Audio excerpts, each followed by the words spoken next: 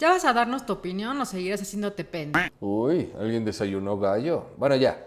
Hoy sí la daré sin rodeos, pero primero un muy breve resumen de las propuestas de Piketty, Stiglitz y Zuckman, para tener contexto sobre la pregunta de Alex, aquí el comentario. Igual vean las dos primeras partes para que sepan de qué hablamos y no comenten burradas, por favor. Luego información complementaria sobre la deuda y políticas monetarias. Se van a cagar con esto. Y ya al final, mi opinión personal, subjetiva y sesgada. Sin más divagación, comenzamos. En resumen, los tres abogan por grabar más a los ultra ricos. Y aquí no se me confundan, por favor. No se habla de grabar al pequeño empresario, subir impuestos a lo güey a todos. Hablamos de ultra ricos. Si tienes un changarrito con 10, 100, incluso 1000 empleados, pues no eres un ultra rico por mucho que viajes a Europa cada año y te vayas de shopping a San Antonio cada 6 meses. Aunque si usas mañas para evadir impuestos, pues sí, en este caso también se habla de ti.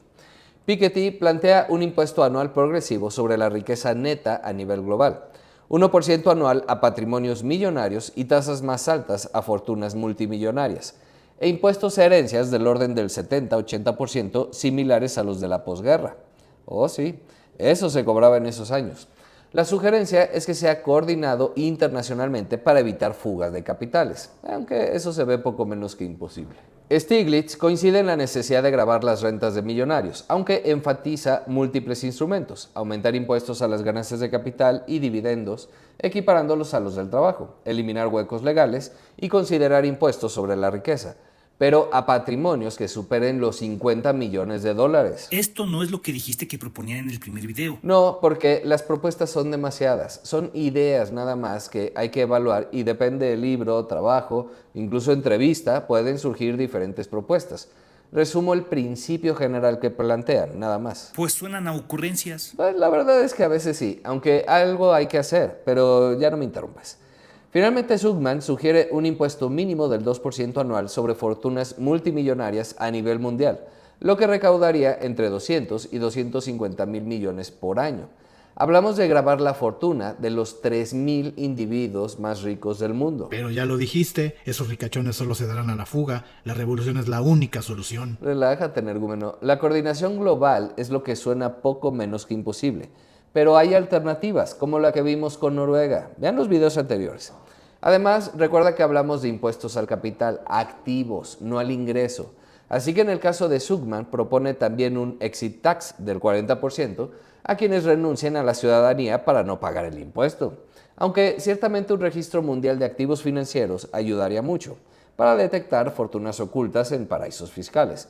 Los tres, Piketty, Stiglitz y Zuckman, colaboran en un esfuerzo llamado Global Asset Registry, que permitiría conocer la riqueza real de individuos en todas las jurisdicciones. Ya veremos. Las fortalezas de estas propuestas son muchas, desde ralentizar la concentración de riqueza, porque como vimos en la parte 2, vean los videos anteriores, las megafortunas crecen mucho más rápido que la economía en su conjunto. Eso no tiene ni pies ni cabeza por donde lo quieran ver, y significa que los que tienen cada vez tienen más, y los que no tienen, pues no significa que tengan menos, pero no crecen. Así que ideologías bobas aparte, de cualquier bando, esto es una ineficiencia monumental. No significa que todos seamos iguales y tengamos lo mismo o esas burradas. Solo reflexiónalo, por favor, no respondan en automático. ¿Quién es el Estado para decirme lo que puedo o no tener? Ay, gracias por dar el ejemplo de lo que no debemos hacer. Ahora tú me dirás lo que puedo o no puedo decir. Dios mío, pero qué estupendos ejemplos de hombres de paja. Primero, nadie limitó cuánto puede tener una persona. Se habla de frenar la tasa de acumulación desproporcionada. Lo que haces, mi querido libertario, es distorsionar. Y luego caes en falacias secundarias apelando a la autoridad moral individual y a la falsa dicotomía. Nadie está diciendo que el Estado te quite lo tuyo porque no le caes bien o por populismo para regalarlo a los pobres. Que hay gobiernos y políticos que lo hacen, lamentablemente.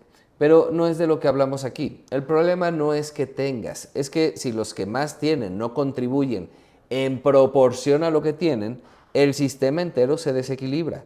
Y nuevamente no hablamos de ti, hablamos de mega ricos. No es moralidad o comunismo, es aritmética básica. Si tienen dudas, mis queridos anarcocapitalistas y otras corrientes, paren oreja, por favor. Y nuevamente, solo reflexionen. Números, matemáticas, no ideología o axiomas razonables. ¿Quieres dejar de divagar? No me hagas responderte. El punto que quiero tratar antes de dar mi opinión... ¿No la viste ya? No, esas son solo notas al margen. Basta. El punto que quiero tratar, y por favor paren mucha oreja, es el tema de la deuda. Sí, la deuda pública de Estados Unidos. Y aquí entra nuevamente la aritmética básica. La deuda pública de Estados Unidos se ha disparado muy por encima del crecimiento general de los precios desde los años 80. En 1980, la deuda federal no llegaba al billón de dólares. Hoy supera los 36 billones, en español, trillions en inglés. O sea que ha crecido casi 40 veces en términos nominales, mientras que el nivel de precios, o sea, la inflación acumulada, fue de 281%.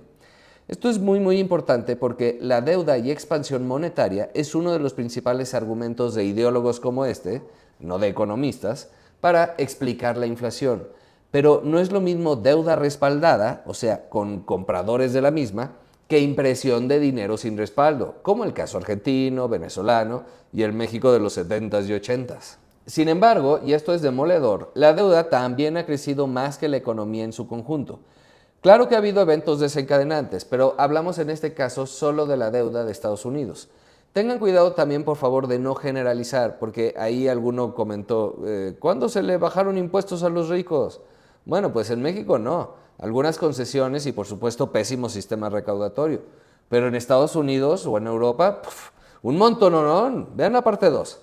La deuda se ha acelerado en episodios específicos, como en los años 80 cuando Reagan cayó en déficits monumentales precisamente por la bajada de impuestos. La gran recesión de 2008 provocada por las desregulaciones de Bush, vean los videos, y por supuesto también la pandemia del 2020. Bueno, esta sí no fue culpa de nadie. O fueron los Illuminati, en fin. La cosa es, se argumenta muchas veces que la inflación se debe a políticas monetarias y que esta causa la pérdida del poder adquisitivo. Eso ha ocurrido, sí, en algunos casos, pero ¿seguros que es una buena correlación? Miren, de 1950 a 1980, la deuda total bruta pasó de 257 mil millones, 3.4 billones ajustando a inflación actual, a 907 mil millones, o sea, 3.41 billones ajustando inflación. Es decir, que casi todo lo que aumentó fue solo inflación en términos reales, o sea, no creció. Al mismo tiempo, el PIB pasó de 319 mil millones en 1950, o sea, 4.1 billones de 2024, a 2.9 billones de 1980, o sea, 11.3 billones actualizados por inflación. Es decir, que el PIB real se triplicó y superó ampliamente el crecimiento real de la deuda. Y aquí voy a meter un concepto que probablemente desconozcan, así que tome nota. La porción de deuda en poder del público bajó ligeramente en términos reales de 2.85 billones a 2.71. En paralelo, el PIB creció cerca de 200%. Así que la deuda total pasó de 92% del PIB en 1950 a solo 33% en 1980. Así que la economía creció mucho más rápido que la deuda. ¿Y cuál es el concepto nuevo que metiste? La deuda pública en poder de privados. Paren oreja. La deuda pública total, o sea, deuda bruta, se refiere al monto total adeudado por el gobierno federal, incluyendo todo tipo de compromisos. Es principalmente la suma de dos componentes, la deuda en poder del público y las tenencias intergubernamentales. La deuda en poder del público representa los bonos y valores del tesoro que poseen inversionistas externos al gobierno, desde individuos como cuando ahorras en tus CETES, empresas, fondos, gobiernos extranjeros e incluso la propia Reserva Federal. Las tenencias intergubernamentales, en cambio, son la deuda que una agencia del gobierno le debe a otra, típicamente fondos fiduciarios como el de Seguridad Social, que invierten sus excedentes en bonos del tesoro. Por deuda pública, generalmente se entiende la deuda federal en manos del público, y en el contexto de Estados Unidos también suele llamarse deuda pública en sentido estricto, ya que excluye la gubernamental. Es un indicador económico clave, pues refleja el volumen de deuda que realmente compite por financiamiento en los mercados y mide el impacto sobre la economía. Por ejemplo, la proporción deuda-PIB suele referirse a la deuda pública. La deuda federal en el periodo neoliberal como lo conocemos, de 1980 a la fecha, se multiplicó explosivamente. En términos nominales, la deuda bruta es 40 veces mayor que en 1980. En términos reales, pasamos de 3.4 billones a 36 billones en 2025. Incluso eliminando inflación, hablamos de un aumento que supera el 900%. En nominales ni les cuento, hablamos de más de 3000%. Y lo que llama más la atención es la deuda en manos de inversionistas privados, la deuda pública, que actualmente supera los 28 billones. Pero el PIB real solo creció 222% en este periodo, muy por debajo del ritmo de la deuda. Como resultado, la relación deuda-PIB se elevó sustancialmente. Pasamos del 33% al 125% del PIB más o menos. Insisto, no habría problema con esa relación deuda-PIB si la economía hubiese crecido más. Si así hubiese sido, de hecho Estados Unidos estaría todavía mucho más endeudado y sería buena noticia, porque también hablaríamos de una economía mucho más grande. La mala es que esto lo que nos dice es que no todas las inversiones del Estado han dado frutos. O tal vez sí, pero alguien más se lo está quedando, lo está sacando del país. Alguien más está aprovechando las inversiones del Estado en infraestructura e investigación, pero se está llevando las ganancias sin compartirlas. Mira qué listos. O está reinvirtiendo en otro lado. O sea, el Estado se endeuda, invierte, pero no recibe beneficios, la recaudación. Pero el gasto del gobierno no tiene por qué generar todo el tiempo el mismo retorno del PIB. Ah, ya te vas a poner serio. Excelente cuestionamiento, y es verdad. Sin embargo, tienes 3 parámetros muy claros. En el primer periodo tuviste altos impuestos, baja deuda y mucho crecimiento. En el segundo periodo cobraste menos impuestos, mayor deuda y menor crecimiento. Algo hay que reflexionar, ¿no? Es todo lo que te pido, nada más. Y otra vez, contextos. A finales de los 70, Estados Unidos y otras economías presentaban inflación persistente y comenzaron a caer en estancamiento económico.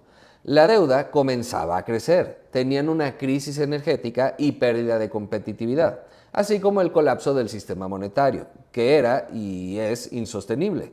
Lo siento, el dinero fiat llegó para quedarse.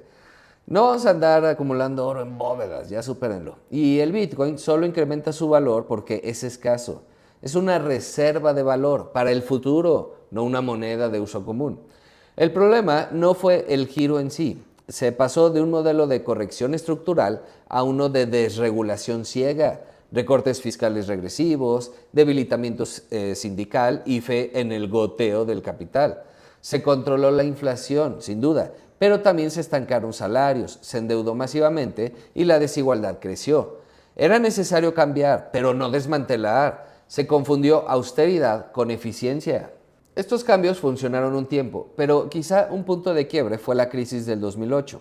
Se requería apertura para salir del desgaste del modelo anterior, el keynesianismo, digamos.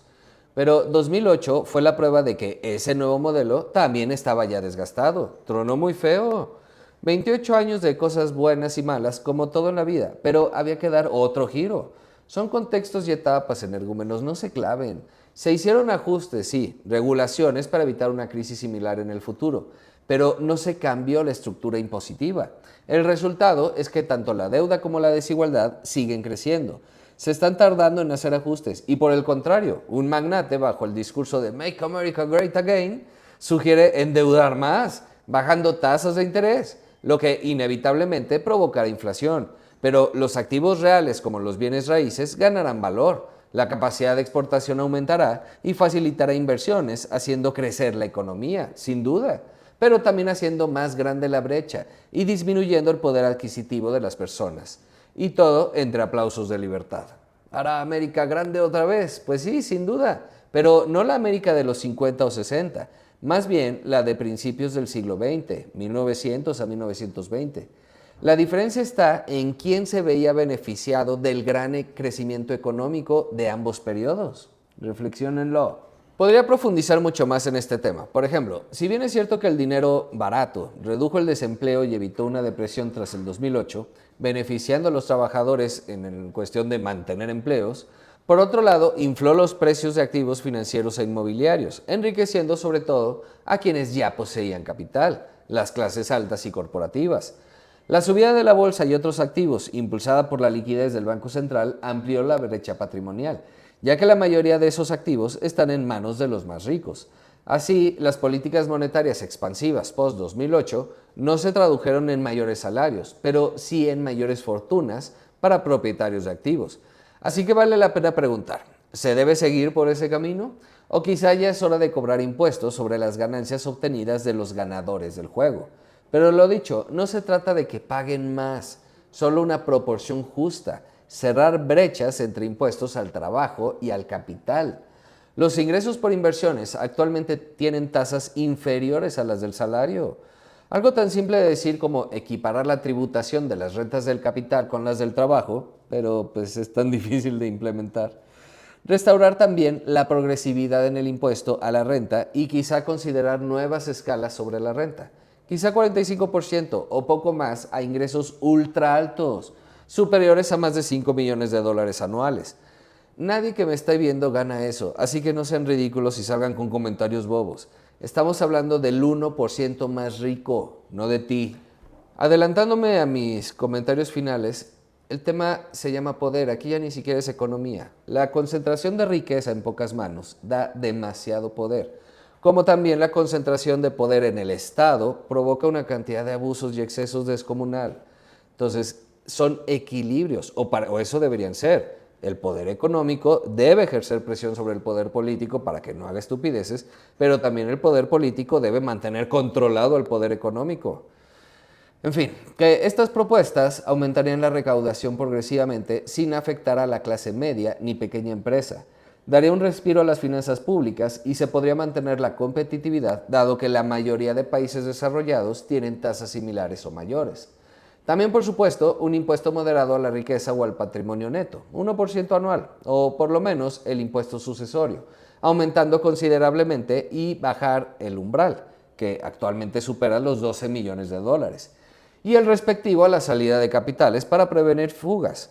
Lo de cooperación internacional ayudaría, pero bueno, eso ya sabemos que no va a pasar. ¿Pero eso no estancaría el crecimiento económico? No necesariamente, ya lo vimos antes. Si se hace con la cola y se regala dinero absurdamente, pues sí, tendrás igualmente inflación y estancamiento y estupideces, incluso caída económica. Si lo recaudado se destina a proyectos productivos, tendrás el mismo crecimiento económico, pero mejor repartido, que es de lo que se trata, ¿no? La estrategia para Estados Unidos es simple: reintroducir el principio de progresividad robusta que se ha ido erosionando, que el capital pague lo que le corresponde y cerrar vías de escape domésticas e internacionales. Para Europa es algo similar. Aunque como dijimos, pues es fácil de decir y muy difícil de hacer. ¿Y para México? La cosa sí se pone mucho más complicada. Estados Unidos no sufre de informalidad ni Europa, a diferencia de México. Y perdón que sea repetitivo, pero Estados Unidos sufre de sofisticadas formas de evasión legal. Por eso el énfasis en normas que impidan a los millonarios jugar con jurisdicciones o lagunas contables y asegurarse que gigantes tecnológicos y corporativos paguen impuestos mínimos razonables. Y es posible hacerlo manteniendo a Estados Unidos atractivo para la inversión, pues las tasas sugeridas siguen siendo competitivas internacionalmente y se centra en rentas y fortunas extra grandes, gigantescas, grandotototas, no en grabar a pymes o clase media. Y por otro lado, una clase media con mayor poder adquisitivo, pues también vuelve atractivo a Estados Unidos para la inversión. Solo son inercias y discursos ideológicos que hay que romper. Pero México, prepárense para deprimirse. La parte menos triste es que fiscalmente tiene solución. Desde una reforma al impuesto predial bien diseñado para hacerlo progresivo, combatir la evasión de rentas altas y corporativas y cerrar los huecos legales. Hasta aquí esta papita, solo es cuestión de voluntad. Se empieza a complicar porque algo fundamental es la formalidad. La mitad de la fuerza laboral es informal. Se intentó con RIF y luego con Recico, pero pues no funcionó mucho. Se ha bancarizado a buena parte de la población con las tarjetas del bienestar en cualquiera de sus formas, presentaciones y demás, pero pues tampoco. A ver, cuando tienes a la mitad de la economía en la informalidad y un Estado con débil capacidad recaudatoria, cualquier idea choca con la realidad. Aquí los ultrarricos prácticamente no pagan impuestos, aunque se enojen y salgan a hacer sus dramas y pataletas. Hola, par de ridículos. 14 magnates concentran 8% de la riqueza y los que ganan por encima de 500 millones de pesos aportan 0.03% de todos los impuestos. Pero todo esto nos habla más que de un mal diseño, nos habla de un Estado de Derecho inexistente. México, desde hace muchos siglos, se rige por usos y costumbres. Y la 4T no se peleó con el poder económico, hombre. Tienen sus usos y costumbres y llegaron a sus acuerdos. No estoy sugiriendo que se tengan que pelear, pero bueno, un Estado de Derecho para todos, no solo para los que vayan. ¿Qué opino de las propuestas de aumento de impuestos a ultrarricos? Pues están bien en general. Hay que platicarlas y lograr acuerdos. Pero México y Latinoamérica en general son un chiste. No es lo mismo encontrar huecos legales para no pagar que de plano ser el lugar 140 de 180 países en corrupción en el mundo. No importa la regla que quieras aplicar, se la van a brincar. El SAT no se da abasto frente a la evasión masiva. Y aquí sí diré parejo, de ultrarricos y no tan ricos. Y luego están las malas decisiones políticas, diseñadas solo para tener popularidad, no para resolver problemas.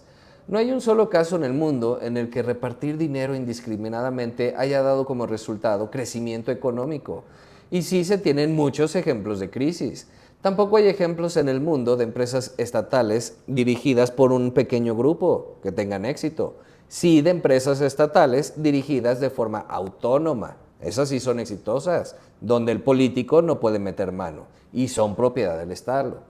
Pero pues al final el discurso político es fácil. Es culpa del imperialismo, no nos deja progresar. Ay.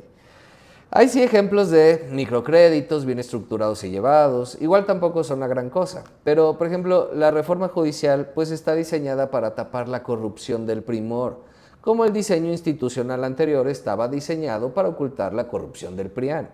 Según tus filias o fobias, te escandalizarás más por una reforma judicial o por el inicio de una guerra contra el narco, pero pues son eso, tus filias o fobias. Ambas representan lo mismo, pugnas por el poder y tapar las corruptelas propias. Si una es un poquito menos mala que la otra, ciertamente este gobierno, o a los anteriores, ni de chiste hay que soltarles un peso. Bueno, ustedes sí paguen sus impuestos, yo pago los míos. Es mejor que nada, algo ayuda a alguien. Pero valdría la pena cuestionarnos cómo resolvemos esto. No podemos hablar de modelos tales o cuales, más o menos impuestos y ese tipo de cosas, sin antes resolver lo más importante, el combate a la corrupción, la informalidad que tiene a la mitad de los trabajadores sin seguridad social y a un tercio de la economía sin tributar, pues no se resuelve con reformas fiscales. El narcotráfico tampoco se resuelve con reformas fiscales. El modelo neoliberal lo probó el PRIAN, más o menos. Ni de chiste fuimos tan liberales como Estados Unidos, pero aún así, todas las inversiones se las llevó China desde los 80s. Es más, en proporción al tamaño de su economía, y aún siendo carísima la mano de obra, Estados Unidos recibe muchas más inversiones que México. Ni regalando mano de obra trajeron inversiones estos inútiles. Entonces, francamente, pues no vale mucho la pena hablar de modelos hasta que no se arregle lo básico. Y de educación ya mejor ni hablamos. Entonces no hay que subirle impuestos a los ricos. En México, da igual lo que hagas, hombre. Somos lo que somos, hemos sido y seguiremos siendo. La mitad del país, imagínate, cree que somos Venezuela y la otra mitad que ya casi superamos a los gringos y podemos recuperar California. Ahora sí ya estás divagando mucho. Bueno, pues ocúpate de tus finanzas personales, que ese es el gobierno mexicano, cualquiera que este sea, no las va a salvar.